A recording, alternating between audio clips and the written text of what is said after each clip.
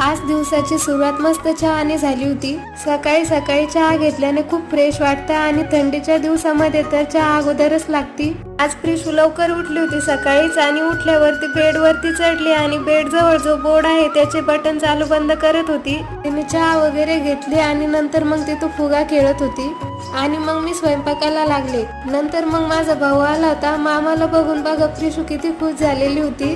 त्याच्या जवळून कोणाकडेच येत नव्हती ती। आम्ही जेवण वगैरे केले आणि नंतर मग आम्हाला थोडंसं बाहेर जायचं होतं तर मग आम्ही तिकडे आलो होतो। सोनाराच्या दुकानामध्ये काम होतं थोडंसं।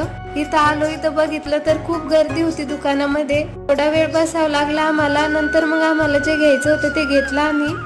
नंतर मग माझ्या भावाला चप्पल घ्यायची होती तर त्याला चप्पल घेण्यासाठी गेलो होतो आम्ही, पण त्याला आवडलीच नाही तिथे चप्पल। आणि मग आम्ही आलो इकडे पोटपूजा करायला। पाणीपुरी खाल्ली, भेळ खाल्ली आणि घरी आलो। व्हिडिओ जर आवडला असेल तर लाईक करा,